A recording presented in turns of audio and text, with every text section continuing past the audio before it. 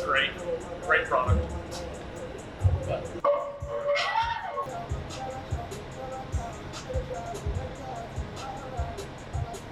you're setting up for the bench press. A lot of the width, things like that, are going to be determined by how long your arms are.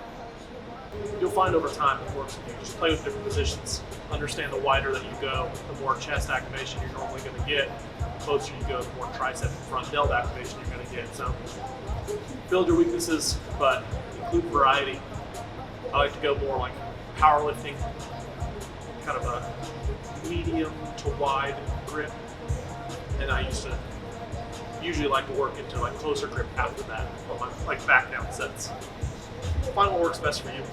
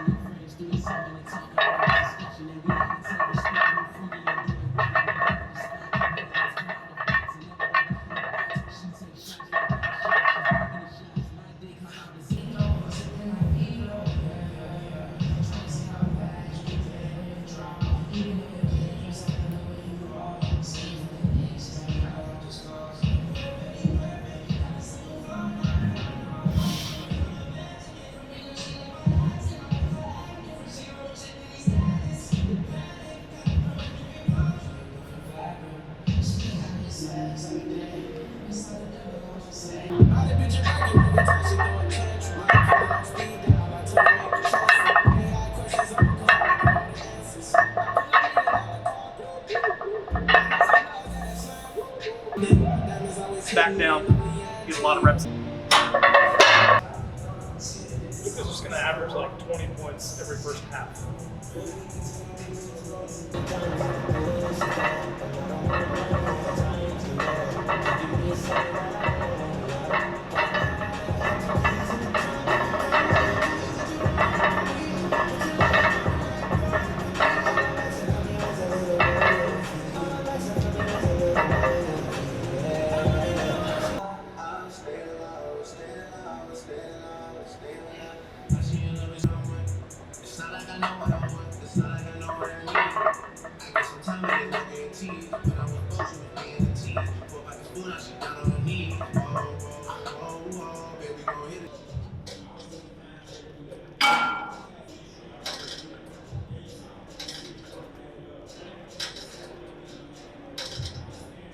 Decline presses can be really good for your overall shoulder health and preventing pec tears.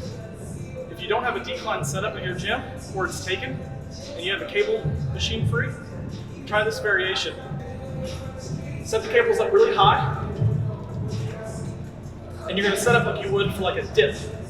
But instead of pressing straight down, you're going to press slightly forward.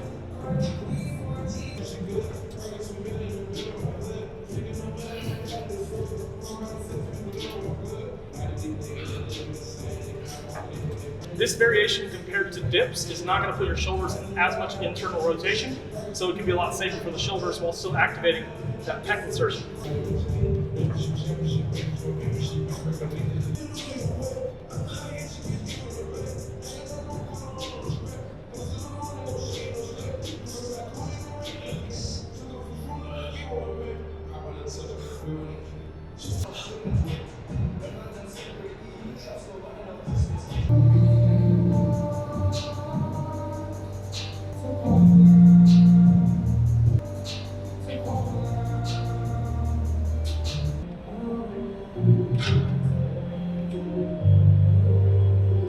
The main reason I do flies are not even really for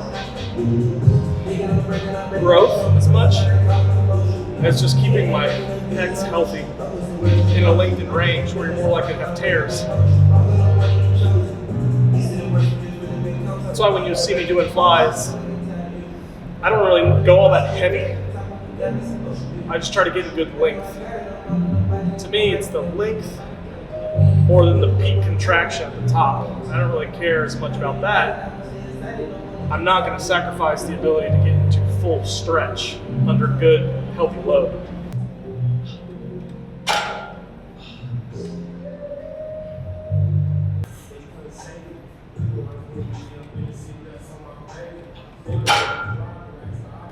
You'll see me often have different focuses or emphases. So on a focus, like horizontal pressing day, where I'm really trying to focus on a lot of chest work, I'll still do vertical pressing, I'll still do overhead presses.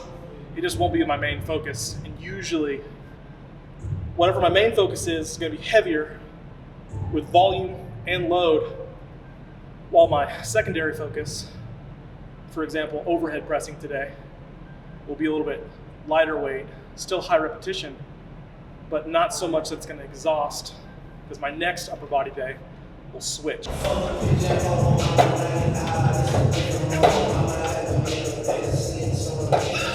The best correlation to my bench getting stronger is my overhead press getting stronger. Went from, overhead pressing maybe like 70 pounds for 10, now work that up to about 90, 95 pounds. Haven't been able to get 100 for more than like 6 though, so it's a pretty steep drop off from 95. On a really good day, I'll get 95 for 10. The best for 100 is still 6. I don't know if it's just a round number, kind of a mental block. Much harder just to get it up.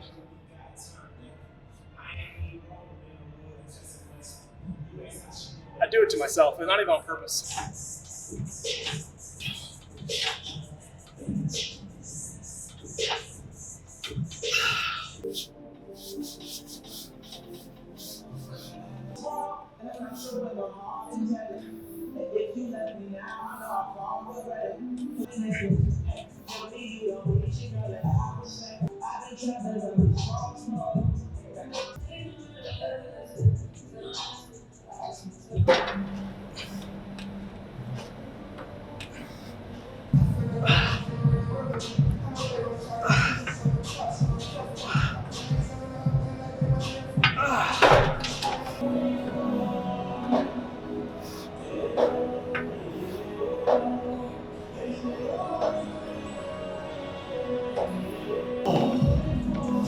One of my favorite things to do for back days, or any kind of back sets, is just drop sets. I'll start off with a weight. This machine goes up to 250. So I started there, and I'll hit 5 drop down sets. For easy math, I'm just dropping 20 pounds every time. 10% drop, 10% drop. So 10% drop will be 25 pounds every time, but these plate increments are in 20s. So I just go 250, 230, 210, 190, and then 170.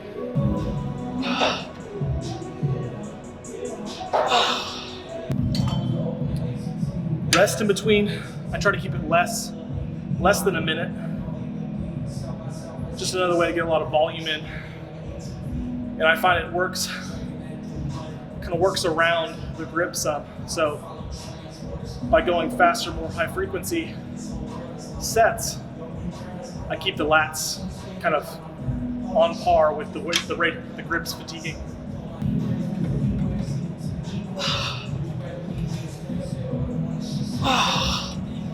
And then you just collapse. Like, sometimes when someone covers or samples a song, you're kind of like, the song was so good, why'd you ruin it? This will always be one of those. Like, no matter who you are, you have to just leave this one alone. Oh yeah!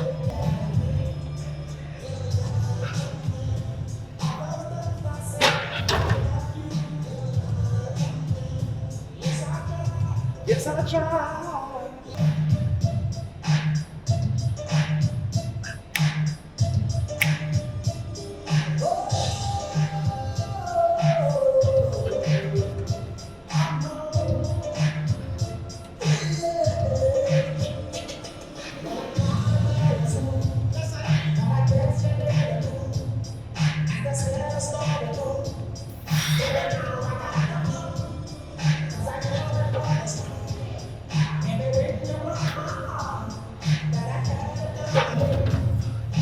You're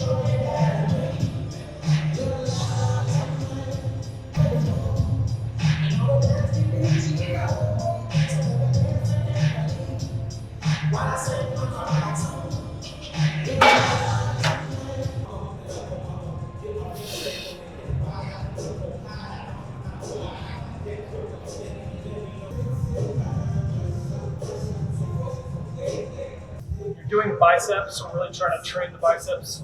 The most optimal way is to work in all different ranges of motion and positions. So if you do a preacher curl, just know your elbow is always going to be forwards up. So because of that rotation of the shoulder, certain parts of your biceps are always going to maintain a little bit more of a shortened position, as opposed to when your arm does come behind, there is benefit in doing curls from there because you're going to have more lengthen in that bicep insertion. So when we're doing a curl from back here, just understand your bicep might be in more length in this position than it will be in this position. So you want to try and maximize length, maximize the amount of tension that your bicep can handle. It'll get stronger, it'll get bigger, which one of those, strength, needs to be your goal. Whether you care about size or not, there's merit to doing it in both positions.